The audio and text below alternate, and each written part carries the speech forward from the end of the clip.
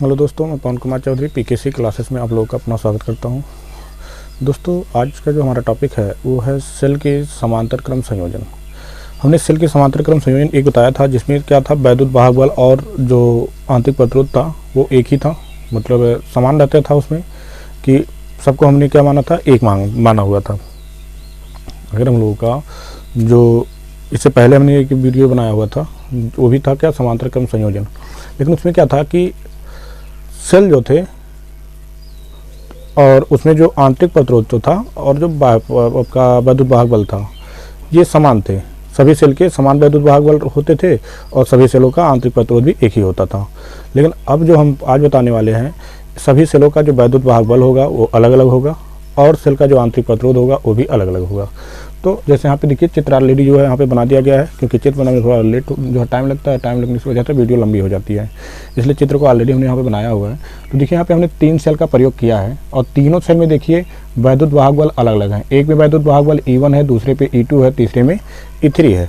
तो इस तरह से 3 वैद्युत वाहक बल इसमें जो है लिए गए हैं। अब 3 वैद्युत वाहक बल जब इसमें ले लिया गया है और आंतरिक प्रतिरोध अलग अलग हो गया, तो बच्चों देखिए, जब 3 वैद्युत वाहक बल लिया गया है और सब अलग अलग हैं, तो इनमें जो धाराएं प्रवाहित होंगी वो भी क्या होंगी, अलग अलग होंगी। तो जो कि यहाँ पे देखिए, एक I1 धारा और दूसरे वाले सेल में से I2 धारा और तीसरे वाले सेल में से जो है आपका I3 धारा प्रवाहित हो रहा है। और सभी धारा संयुक्त रूप से आकर यहाँ पे क्या हो जा रहे हैं, I हो जा रहे हैं। इस तरह से जो है तीनों सेल मिला के क्या हो गया, I धारा प्रवाहित कर रहा है। इस परिपथ में अगर देखा जाए कि यहाँ पे आप जो देख रहे हो ये क्या है, प्रतिरोध, रेजिस्टेंस जो यहाँ पे लगा हुआ है। इस रेजिस्टेंस में अगर देखा जाए कुल कितना धारा प्रवाहित हो रहा है रेजिस्टेंस में, तो इसमें बच्चों कुल धारा जो प्रवाहित होगा क्या होगा, I, ठीक। और ये I कहाँ से प्राप्त होगा, I1 plus I2 plus I3 से धारा प्रवाहित होगा, ठीक। तो इस तरह से जो है आपका ये सेल को समांतर क्रम में जोड़ दिया गया। इसके बारे में हमने चर्चा की थी कि सेल को समांतर क्रम में जोड़ा कैसे जाता है।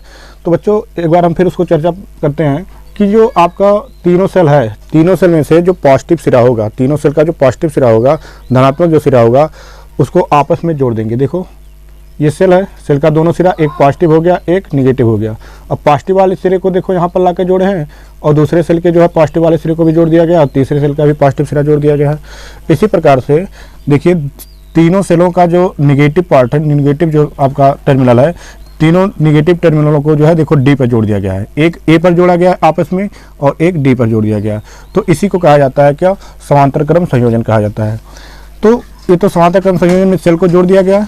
अब देखिए, इसमें प्रत्येक में धारा क्या प्रवाहित होगा। तो पहले वाले सेल में देखो I1 धारा मान लेते प्रवाहित हुआ और दूसरे वाले सेल में मान लेते हैं I2 धारा प्रवाहित हुआ और जो तीसरा सेल था उसमें I3 धारा प्रवाहित होने लगा। और संयुक्त रूप से मान लेते हैं कुल धारा जो हुआ वो कितना प्रवाहित होगा बच्चों। तो देखिए, यहाँ पे टोटल अगर धारा अगर आपसे पूछता है तो I = क्या हो जाएगा, I1 धारा पहले वाले सेल से और I2 धारा दूसरे वाले सेल से और I3 धारा हो गया तीसरे वाले सेल से। तो कुल धारा अगर आपको ज्ञात करना होगा तो I = क्या हो जाएगा, I1 plus I2 plus I3। इस तरह से टोटल धारा अगर मान लेते हैं और भी सेल आप जोड़ देते हैं, जैसे यहाँ पे हमने जो डेरिवेशन हम बता रहे हैं ये 3 सेल के लिए बता रहे हैं। इसी प्रकार से आप और भी बहुत सारे सेल जो है जोड़ सकते हो, N सेल तक जोड़ सकते हो। तो जितना सेल आप जोड़ेंगे उसमें आपको धारा उतना ही अधिक मिलेगा। तो यहाँ पे मान लेते हैं 3 सेल जोड़े हैं, 3 सेल जोड़ रहे हैं तो हमको जो है पहले सेल की अपेक्षा अब अधिक धारा हमको मिलने लगेगी। इसी प्रकार से अगर आप 4 सेल जोड़ते हो तो और भी अधिक धारा होगा, 5 सेल जोड़ते हो और अधिक। इस तरह से अगर सेलों की संख्या आप बढ़ा रहे होंगे तो वहाँ पे धारा का मान भी क्या होगा, बढ़ता जाएगा, ठीक। तो इस तरह से जो है इसको जोड़ा गया। तो कल का जो हमारा टॉपिक था वो था क्या कि सभी सेल का वैद्युत वाहक बल समान लिया गया था और सभी सेल का जो आंतरिक प्रतिरोध था उसको भी समान लिया गया है। आज का जो टॉपिक है वो आपका यह है कि सभी सेल का जो वैद्युत वाहक बल होगा वो अलग अलग होगा और सभी सेल का जो आंतरिक प्रतिरोध होगा वो भी आपका अलग होगा। यहाँ पे देखिए मान लिया गया, एक का R1 माना गया, दूसरे का R2 माना गया, तीसरे का R3 मान लिया गया और तीनों में तो इस प्रकार से अलग अलग धाराएं प्रवाहित होंगी। तो इसके बारे में चलिए हम लोग लिख लेते हैं। तो क्या लिखेंगे, माना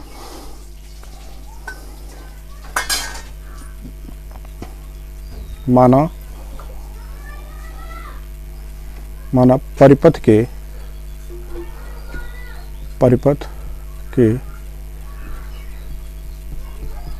तीनों सेलों के वैद्युत वाहक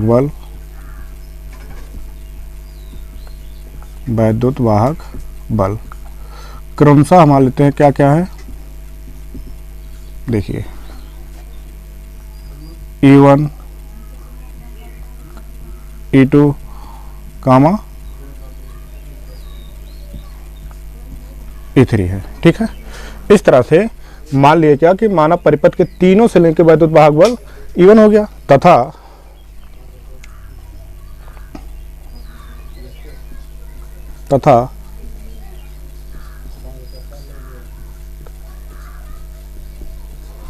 तीनों सेलों के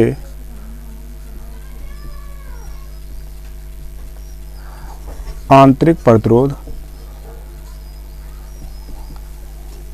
तीनों सेलों के आंतरिक प्रतिरोध क्रमशः R1, R2, R3 है। ठीक है, तब या और तथा मान लेते हैं, तथा प्रतिरोध, बाह्य प्रतिरोध में प्रवाहित धाराएं क्रमशः अगर देखा जाए तो क्या क्या होगा, देखिए I1 पहले वाले सेल में हो गया, कामा I2 देखो दूसरे वाले सेल में हो जाएगा, कामा I3 हो जाएगा तीसरे वाले सेल में है। देखिए जो लिखा गया है, ये चीज लिखा गया है कि मान लेते हैं परिपथ के तीनों सेलों के वैद्युत वाहक बल क्या हो गए, E1 हो गया, E2 हो गया और E3 हो गया। इसी प्रकार मान लिया गया कि तीनों सेलों का जो आंतरिक प्रतिरोध है R1 हो गया, ठीक है, R2 हो गया और R3 हो गया, तथा प्रतिरोध में जो बाह्य प्रतिरोध यहाँ पे आप देख रहे होंगे, जो बाह्य प्रतिरोध यहाँ पे लगा हुआ है, बाह्य प्रतिरोध में कुल कितना धारा प्रवाहित हो रहा है, तो धाराएं देखिए क्या क्या हो जाएंगे, तो I1, I2 और I3 जो कि यहाँ पे देखो माना गया, I1, I2, I3 ये सभी धाराएं क्या होंगे, ऐसे तो होकर जाएंगे। तो इस तरह से क्या होगा, ये धाराएं हो गए। अगर अभी पूछा जाता है कि संयुक्त सेल का मतलब जो तीनों सेल को जब जोड़ दिया जाता है तब संयुक्त सेल का या संयुक्त सेल में कुल प्रवाहित धारा कितना होगा, वो चीज देख लेते हैं हम लोग। क्या देखते हैं, तब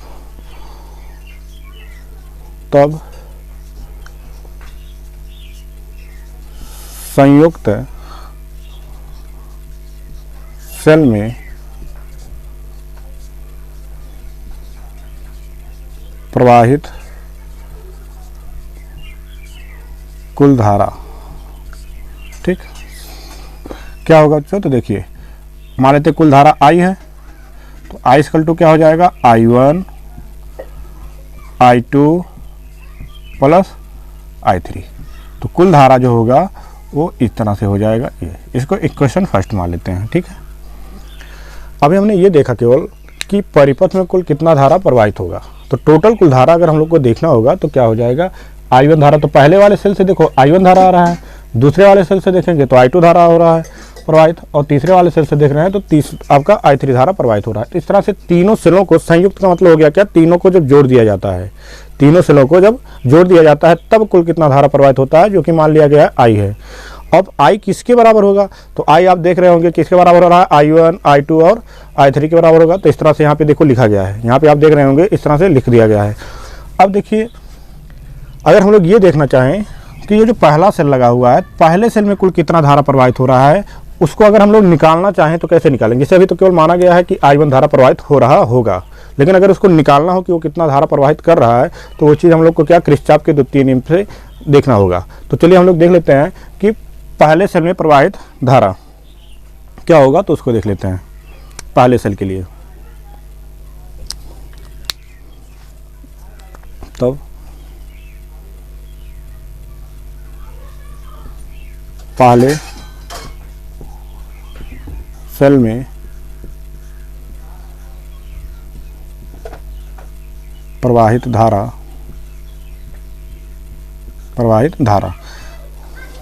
को अब निकालने के लिए हमें क्या करना होगा, पहले सेल में अगर प्रवाहित धारा को अगर हमें निकालना है तो हमें क्या करना होगा, किरचॉफ का दूसरा नियम लेना होगा। तो किरचॉफ का दूसरे नियम से देख लेते हैं प्रवाहित धारा निकालने के लिए।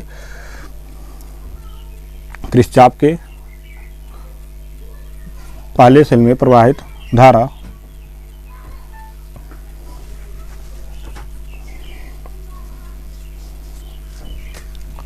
धारा क्या हो जाएगा देखो, या एक चीज़ कर लेते हैं, यहाँ पे हम लोग प्रवाहित धारा लिखते हैं पहले सेल के लिए। पहले सेल के लिए हम लोग निकाल लेते हैं क्या, किरचॉफ के द्वितीय नियम से। तो किरचॉफ के द्वितीय नियम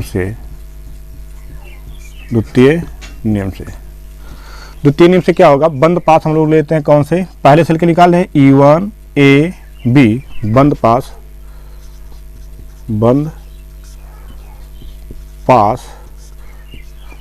कौन सा देखो, E1 देखो यहाँ पे लिख देते हैं हम कौन कौन से लिया गया है, इसको स्पष्ट रूप से आप लोगों को पता चले। E1 से कहाँ आएगा धारा, देखो A पर आएगा, कहाँ पे आएगा, A पर आएगा, A हो गया। A से फिर कहाँ जाएगा, B पर जाएगा, B हो जाएगा। B से कहाँ जाएगा, तो आप इसको देख रहे हैं C पे जाएगा, C हो गया। C से फिर कहाँ जाएगा, D पे जाएगा। अब बंद पास है D से फिर कहाँ, E पे, E1 पर। तो ये हो गया क्या, बंद पास। अब किरचॉफ के द्वितीय नियम के अनुसार क्या हो जाएगा कि जो E1 होगा, जो कौन E1 जो होगा वो बराबर होगा किसके, I1R। देखो I1R का मतलब क्या हो गया, ये देखो I का गुणा R में करा दिया गया, ये क्या निकालेगा, इसका मात्रा क्या होगा, वोल्ट होगा, ठीक। और प्लस कुल धारा I और बाह्य प्रतिरोध R, इसके बराबर हो गया। ये क्या है, द्वितीय नियम है। आपको अगला टॉपिक आपको यही मिलेगा, ठीक है। तो ये चीज़ आप देख लेंगे द्वितीय नियम क्या होता है, क्योंकि हमको केवल डेरिवेशन बताना है। तो E1 किसके बराबर हो जाएगा, I1R प्लस I1, देखो I1 हो गया, आंतरिक प्रतिरोध क्या है R, I1R हो गया। और फिर ये आएगा यहाँ से, तो ये I मिल गया, I इंटू R। तो इस टोटल के योग के बराबर हमको निकालना क्या है, I1 निकालना है, हमको निकालना है I1। तो I1 बराबर क्या हो जाएगा, तो इसको पक्षांतर कर लेंगे। इसको जब पक्षांतर करेंगे तो देखो क्या मिल जाएगा, E1 माइनस IR बराबर, यहाँ बचा क्या, तो I1 R बचा। अब R को भी ले आएंगे इधर, अब सॉरी यहाँ पे क्या देखो R1 है, यहाँ पे क्या है R1 है, तो R1 हो जाएगा, तो यहाँ पे R1। अब I1 बराबर देखो क्या हो जाएगा, तो E1 माइनस IR बटा R1 बराबर I1, ठीक। तो इस तरह से देखो I1 का मान निकल गया कि पहले सेल से हमें कितनी धारा मिल रही है। तो कुल धारा हमें देखिए कितनी मिल रही है, E1 माइनस IR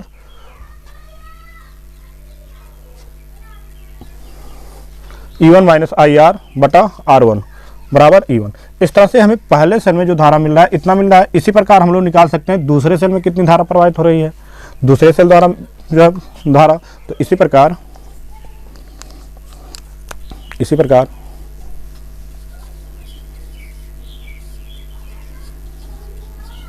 दूसरे सेल के लिए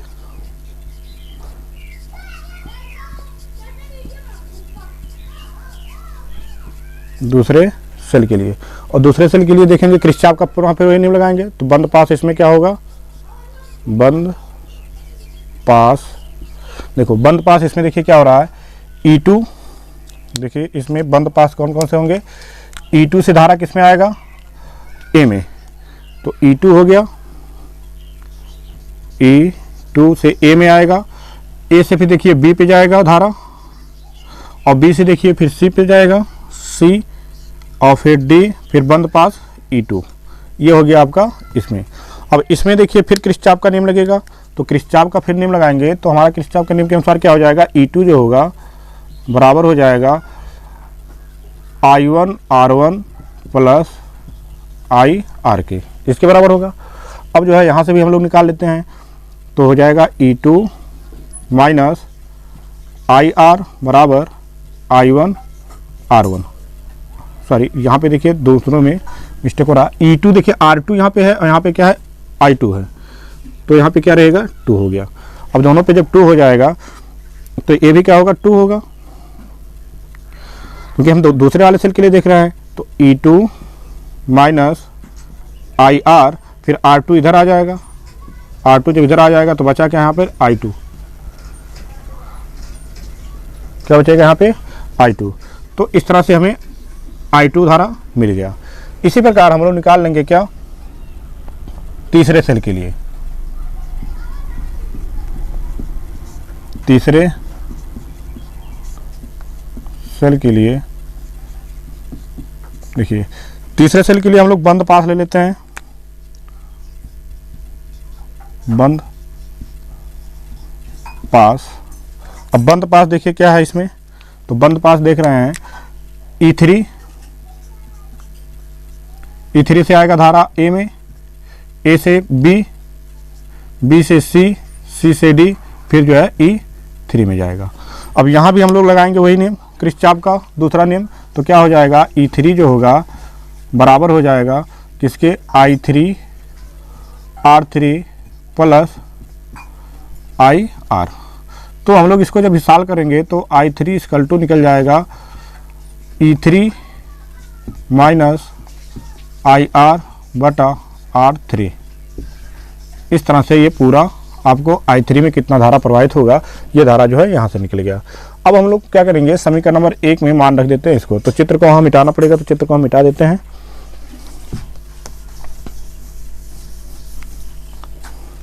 देखिए, अब हम लोग क्या करेंगे कि समीकरण नंबर 1 में मान रख देते हैं। समीकरण नंबर 1 में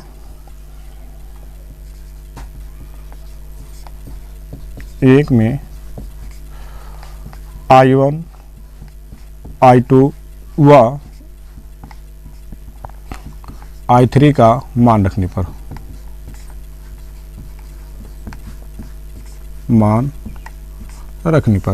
अब देखो जब मान रखेंगे तो क्या होगा, I तो ऑलरेडी यहाँ पे है, बराबर I1 का मान देखो यहाँ से निकाले हैं, I1 बराबर क्या है, E1 माइनस IR बटा R1 है।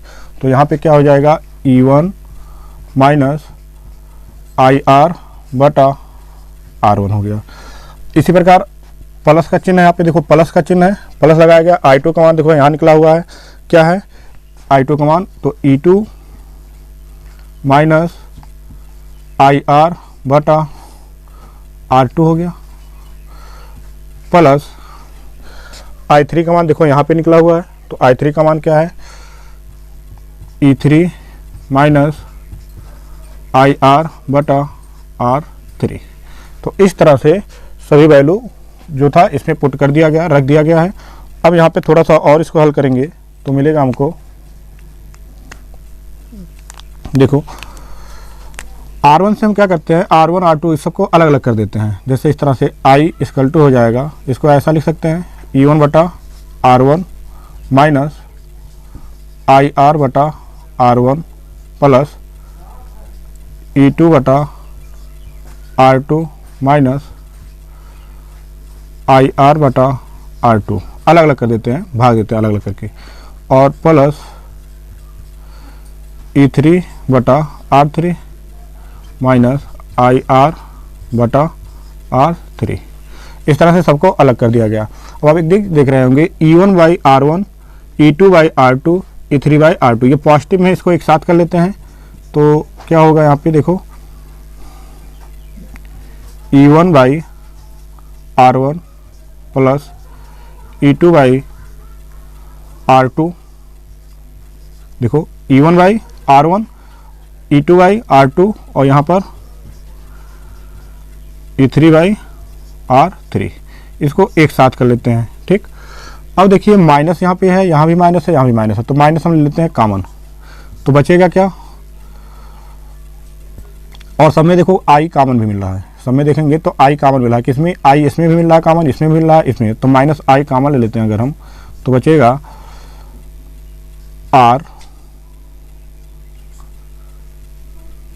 IR दोनों कॉमन ले लेते हैं, बचेगा 1 by R1 plus 1 by R2 plus 1 by R3, ये सब कॉमन में हो गया। देखिए यहाँ तक आपका कॉमन हो गया। अब आप देख रहे होंगे I यहाँ पर भी है, I यहाँ पर भी है, दोनों जगह I है, तो इसलिए हम क्या करेंगे, इसको पक्षांतर कर लेंगे और इसको हम ले आएंगे इस तरफ, और जब इस तरफ पक्षांतर करके लाएंगे तो I ऑलरेडी यहाँ पर है ही, प्लस हो जाएगा, क्योंकि ये माइनस था, इधर आएगा तो प्लस हो जाएगा, IR और 1 by R1 plus 1 by R2 plus 1 by R3 equal to बचा क्या, ये चीज़ यहाँ पे आपका बचा हुआ है, E1 by R1, E2 by R2, E3 by R3। ये चीज़ यहाँ बचा। अब आप देख रहे होंगे दोनों में आई दोनों में है तो कॉमन हो जाएगा आई, क्योंकि हमें कुल धारा निकालना है। तो आई जब कॉमन होगा तो बचेगा यहाँ पर 1 प्लस यहाँ बचा R, और यहाँ बचेगा R1 plus R2 plus 1/R3 equal to E1 by R1, E2 by R2, E3 by R3। इसके बाद ये पार्ट जो आपका है, देखो ये गुणे में है, और जब गुणे में है अगर इस टोटल को हम 75 करके इधर लेकर आएंगे तो ये क्या हो जाएगा आपका भाग में। देखिए अगर ये गुणे में है इतना, तो इसको हम 75 करके क्या करेंगे, उधर ले जाएंगे, तब होगा क्या, I equal to E1 by R1 plus E2 by R2 plus E3 by R3। अब देखो ये वाला पूरा जाकर इसमें पूरे में भाग हो जाएगा, अर्थात पूरे का बटा 1 plus R 1 by R1 plus 1 by R2 plus 1 by R3। तो इस तरह से ये टोटल धारा कितना मिलेगा इस परिपथ से, तो 3 सेल रहेगा अगर तो इतना मिलेगा, और सेल रहेगा तो इसमें और प्लस करते हुए चले जाएंगे ऐसे, और इधर भी ऐसे प्लस करते हुए चले जाएंगे। तो ये जितना भी सेल आप जोड़ेंगे उस सेल में कुल अगर धारा की बात करें तो कुल धारा जो है आपको जो मिलने वाला है ये इतना धारा आपको मिलेगा। तो इस तरह से अगर हम सेल को लेते हैं, जैसे यहाँ पे हमने 3 सेल लिया हुआ था, तीनों सेल को हमने क्या किया था, समांतर क्रम में जोड़ दिया था, और इसमें जो अलग था, तीनों सेल अलग थे, उनका जो वैद्युत वाहक बल था वो अलग अलग था, और उसमें जो प्रवाहित धारा था, वो जो आंतरिक प्रतिरोध होता है, आंतरिक प्रतिरोध भी क्या था, तीनों का अलग था। तब जो है इसका हमें टोटल कितना धारा उसमें प्रवाहित होता है, तो टोटल धारा इसमें जो है प्रवाहित होने वाला होता है वो इतना धारा प्रवाहित होता है। तो ये भी आपका जो टॉपिक था ये आज समाप्त हुआ। चलिए आज के लिए इतना ही। जय हिंद, जय भारत।